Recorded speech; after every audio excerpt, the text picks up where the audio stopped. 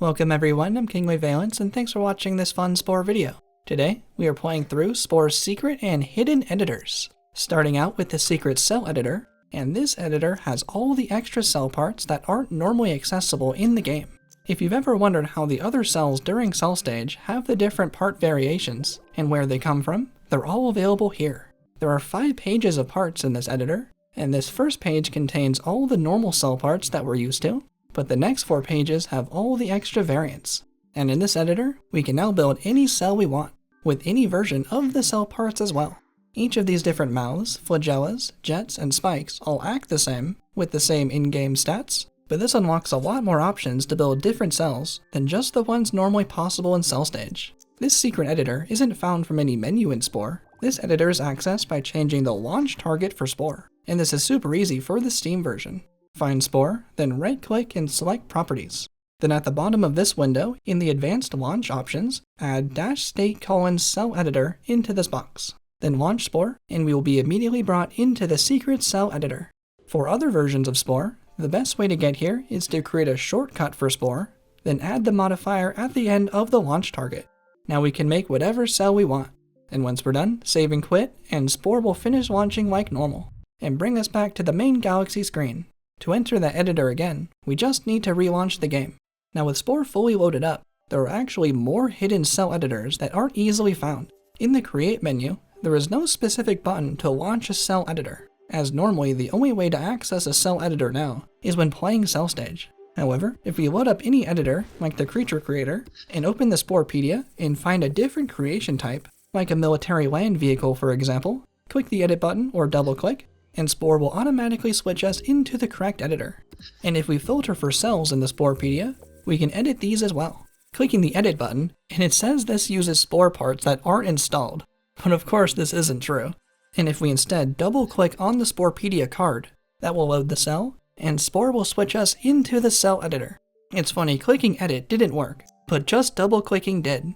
And this is the standard cell editor like we would normally see during cell stage, except we have access to this editor from the main menu, with all the parts unlocked. I still consider this a hidden editor, since there isn't a specific button to launch this creator. However, I've always wished there was an actual button to enter this editor directly, since there isn't a cell creator listed here. And weirdly, outside an editor, when searching for cells in the Sporepedia here, the cells can't be edited at all, with no edit button, and double clicking doesn't work. But it turns out there actually kind of is a hidden cell creator button that we can find. To find this button, we will need to use Cheat Engine. What I like about using Cheat Engine in Spore is it allows us to access secret areas of the game without changing or modifying any game files. We're just removing the safety guardrails Max has put in place, but everything we find is still originally part of the game. Using Cheat Engine, we first need to find the memory address that controls what editor is going to load. When we press these buttons, each creator has its own specific value, and the early creature editor has this value, so we click on that editor and search for that in Cheat Engine. Then we can narrow down the search by looking for more editors. The creature creator has this value, and the tribal outfitter is this value, and here are the rest of the editor's values as well. And these numbers will be in the description for easy copying and pasting. Keep searching until only one address remains, and add that to our bottom list. Now even though it's not listed here, the cell editor has its own value as well. And the cell editor has this specific value. Change the address to this value in Cheat Engine, and our selected creator will now change to be the cell editor. It even has its own image that normally goes completely unused. Select this creator, and that brings us directly into the standard cell editor with all the normal cell parts unlocked. Now what's even crazier is there's actually one more hidden cell editor in the menu that Cheat Engine can also help us unlock. When starting a new game, every stage starts with the creator to build a custom creature before starting the stage, all except Cell Stage. Cell Stage is the only stage that doesn't let us start with a custom creation. Instead, we have to choose from a small list of pre-made cells. However, using Cheat Engine, and we can find this secret starting cell editor. And it's even a different cell editor than we've seen so far. To find this editor using Cheat Engine, I'm going to add in the 4 other memory addresses that I've shown how to find in a previous video. I'll leave that video linked in the description for the full explanation, but we need the 2 addresses that control what stage is about to load, which are important to find our secret starting cell editor. Now we can select Space Stage, and change both stage addresses back to 0 for Cell Stage. Spore now thinks we're going to load Cell Stage instead, but the option to build a custom creation is still there. selecting to build our own creation, and that brings us into another cell editor. And this one is different because it only has the basic starting cell parts that all the pre-made cells have, and includes a different starting cell template. So to me, this editor could have been included when starting cell stage to allow us to build our own starting cell instead of needing the pre-made ones, without giving us any more powerful parts than normal. Perhaps Maxis was planning on starting with this, but decided to force us to use the pre-made cells instead. But thanks to Cheat Engine, and we can make any starting cell we want. And one more thing you might not know about the cell editors, and this works in the other main menu cell editor as well, is there is a hidden test drive mode that actually works. It's a bit jank because it's super zoomed into our cell, but yes, there is a test drive mode for cells. Back in edit mode, normally the test drive mode button is completely deactivated. However, if we just save our cell, this will reactivate the test drive button. The button isn't completely restored to normal, but the very edge of the button is now clickable. And entering the cell test drive mode immediately zooms into our cell and starts with the black background. But all the regular backgrounds work as well, and it just looks like the regular creature creator, except we are really zoomed in. And also showing this test drive mode works in the standard cell editor from the main menu as well. So entering the cell test drive mode doesn't require any cheat engine to use. We only need to save the creation and click the corner of the test drive button, and that will bring us into test drive mode. And all of the actions work for our cell, just like a creature. This secret test drive mode also works in the early creature editor as well. Normally the test drive mode button doesn't work here either, but just save the creature, and that somehow activates the test drive mode here as well. Note, these hidden test drive modes only work from the main menu editors. It doesn't work during the actual campaign, because there won't be a dedicated save button in the editor. This save button needs to be there for this to work. I want to give a huge thanks to the Random Spore Facts Tumblr blog by Zellenbug for showing me these extra test drive modes. There's also a huge amount of other interesting Spore knowledge here, and I highly recommend checking it out. I also want to give a huge shout out to the Spore page of the Cutting Room 4 site, which is where I got a lot of other information for this video. The next secret editor we have is the Flora Editor. This editor, that's actually built into the game, allows us to build our own plants in Spore. Similar to accessing the secret cell editor, we need to change the launch target to --state:/Flora Editor. Then launch the game, and we'll be immediately brought here. This plant editor is pretty interesting, but unfortunately it's incredibly janky and unfinished. But it's still fun to mess around with though, and we have several different palettes of items to add to our plant. We need to start with a base piece, then we can add other plant pieces to it. But this is about as far as I could get, and using the colors doesn't really work. It'll be completely transparent. A good recommendation is to add the GA prop tag if we want to save, so it won't be loaded into a normal game, as that can cause Spore to crash.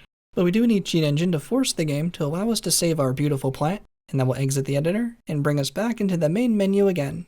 And entering the create menu again, and there also isn't a dedicated Flora editor here either, but we can still access one.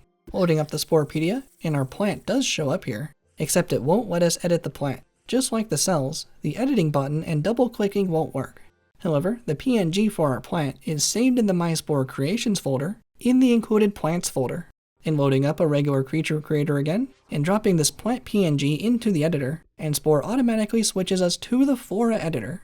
So this plant editor was always accessible as long as we had a plant PNG to drop into the game. And saving our plant again in this editor, and yes, that activates the test drive mode. And it actually tries to walk around like a creature. And the animations even work as well. Our plant is doing flips for us. The Flora editor is normally pretty unfinished. However, there is an incredible mod by AZSay, hopefully I pronounced that right, that completely reconstructs the Flora editor and makes it usable. With this mod, all the Flora parts are available, and there are a lot more plant pieces to work with.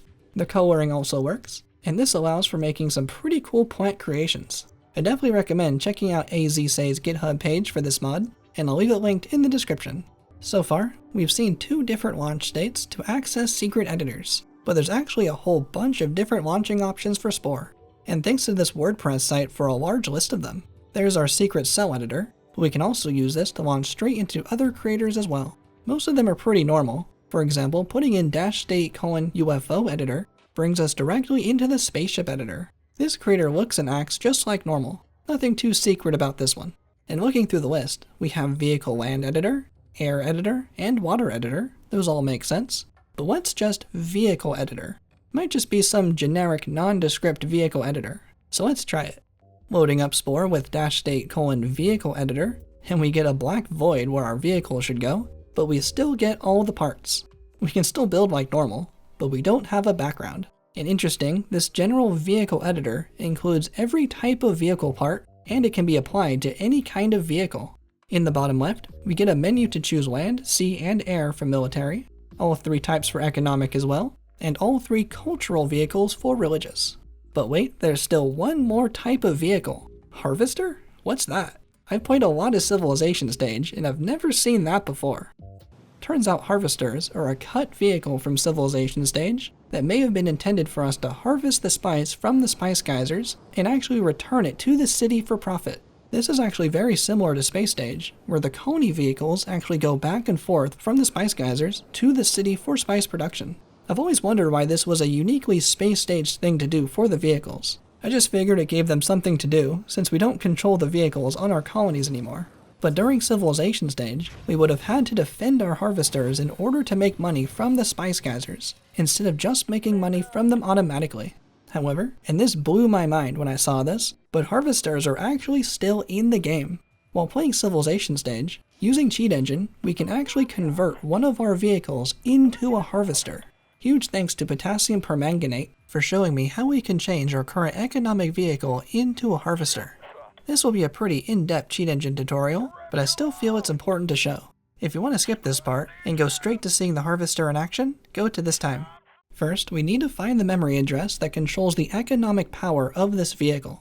For this memory address, we want to search for a float value this time, instead of the 4 bytes value type we normally use. Finding the memory address is pretty normal. Search for the economic power value in Cheat Engine, and keep switching the vehicle to a different power until only 1 address remains, and add that to our bottom list. And here's the part where even I don't really understand what we're doing. I just know what buttons to press. We're going to right-click on the memory address and select Browse this memory region. This will bring up a new window. Ignore all of this nonsense. We just need to go to Tools, then Dissect Data/Structures. This brings up another new window, and this part is important. The Group 1 field will have our memory address in hexadecimal. From here, we need to subtract 512 bytes from this value, which we can do on a programming calculator. This will be different every time, so we need to pay close attention to the hex value. Then subtract 512 in decimal mode, then go back into hexadecimal. Change the hex value in Group 1 to this new memory address. This will change the memory address to now reflect the vehicle's type instead of the vehicle's power. To find a new variable, we can just name it anything. We are now looking for an offset description with a value of 2, somewhere in the structure dissect, which will control the vehicle's type. And a 2 represents an economic vehicle. We want to find the 2, there it is, and change it to a 3 for harvester. And if we did it right, when we move the vehicle, it will have the military voice. It's the military voice for attacking an epic or a tribe. And this is now a harvester. And we can save and quit back to the main menu and reload the game, and that will update the vehicle list to actually now say harvester instead of economic. And now we have an actual harvester in Spore only using Cheat Engine. While the harvester doesn't actually collect spice at the spice geysers, it does have its own attack. This may have been intended for an economic vehicle's attack ability, but it's left over for the harvester. The harvester can attack another vehicle like a mini bribe bomb, including with its own animation.